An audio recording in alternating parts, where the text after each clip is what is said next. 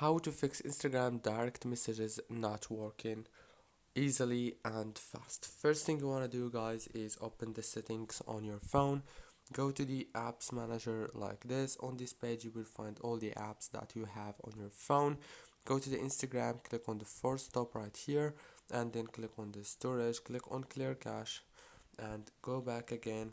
Click on the data usage. Make sure to enable all the data usage options from the mobile data, the Wi-Fi, and the background data, and the roaming data. And last thing you want to do is go to the power usage details and make sure to enable the power consumption alert like this. And then last thing you want to do now is restart your phone or turn it off and on again. Don't forget to like, subscribe. Thank you for watching this tutorial until the very end.